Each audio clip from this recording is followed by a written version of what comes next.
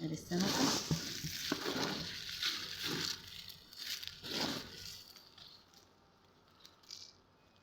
بصوا يا حبايبي، نحشي الخياشيم بتاعتها بس. هنخلي الفتحة من فوق زي ما اتفقنا زي كل الفيديوهات اهي. نحطها كده واقفة على جنبها كده. اللي بعده برضو بنفتح الخياشيم كده اهي. طبعا ده ملح وكركم وشطة ورق لوري. بنعمل الايه الكيسة من الناحية التانية عكس كالعادة.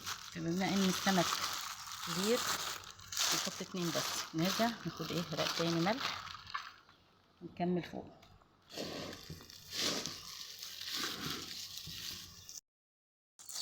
بعد ما رصيناه كده الكيس ده خد له بتاع 10 سمكات اهو.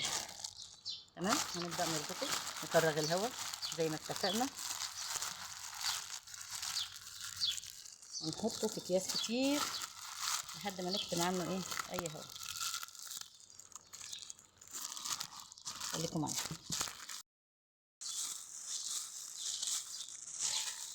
ده اخر كيس اهو.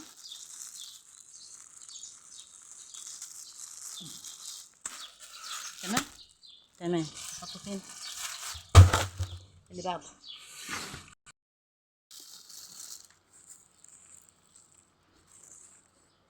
طبعا انت عملتيها. يلا اللي بعده جاهزه متملحه اهي. ملحينها برضو تبقى عكس كده. يلا يلا.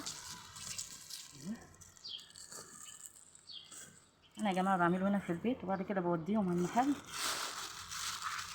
للبيع.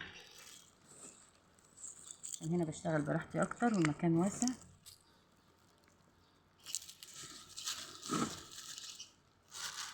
تمام.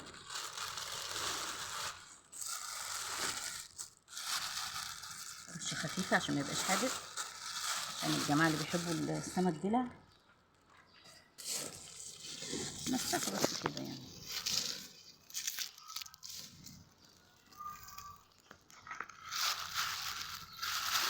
على فكره السمك ده كله بطارخ، يعني اللي هيجي الدفعه دي كله بطارخ، هيجي ياخدوا كله مبطرخ. انتوا بتتصلوا بتسالنا على البطارخ، جبنا لكم احلى بطارخ.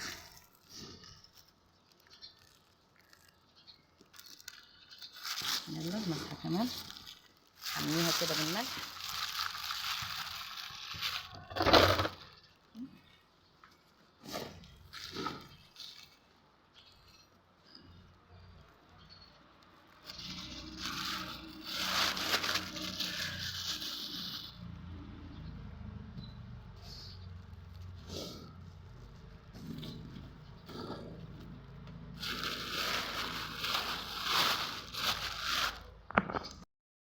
شايفين الشنطه دي واخده قد ايه؟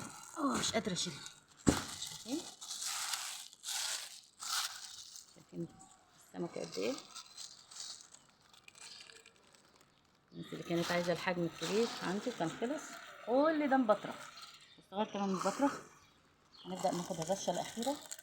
ولا زيت ولا اي حاجه خالص يا جماعه. الجماعه اللي بيخترعوا بيقولوا روحوا حاطين على وش الفسيخ زيت، ده كده يدوب. بعد كده هنبدا نربط. ده الكيس التاني، احنا لسه معانا 100 كيلو واكتر. اصبركم عليا بقى نوريكم في الاخر خالص بعد ما نخلص.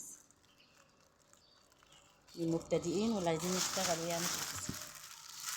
بحب الخير للناس. طبعا كيس جوه كيس جوه كيس، 10 اكياس زي ما اتفقنا. وممكن لو عندكم شكاره مثلا زي دي، حاجات زي كده ممكن تحطوا فيها. بس بعد كام كيس برضو تقفلوا في الشكاير دي، تحطها في البرميل اللي انتوا شفتوه. يلا خليكم معانا.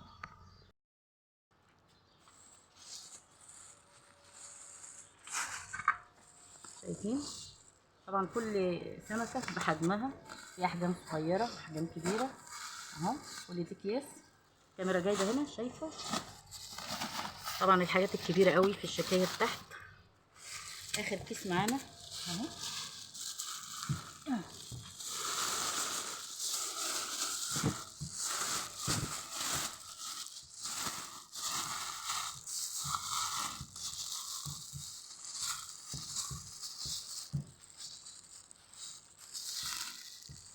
كل شيخ طبعا وله طريقته، بس انا يعني اتراهن معاكم ان دي اسرع طريقه. الفسيخ ده في اسبوع هتلاقوه اتحدق، غير ما بيتحط في البرميل لوحده قعد 4 شهور، او اللي بيحط في برطمانات برضو هيطول، انما ده هيتحدق بسرعه مش هيطول.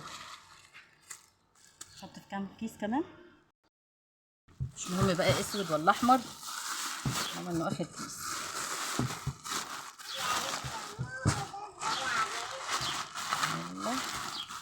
يلا توته توته فرغة الحدوته يا نوجه.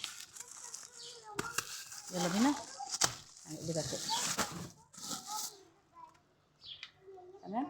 هنحط عليها خيش او اي شوال عندنا قديم او اي جلابيه قديمه، هنغطيه ونقفل عليه الغطا بتاعه. طب ما تعالوا اوريكم على طول. يلا باقي الاكياس اللي اتبقت صغننه مش نافعه حطيتها هنا.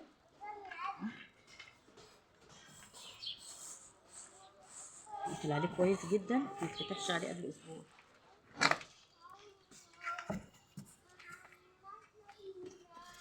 برشم عليه بالحديد بتاعه ينزل.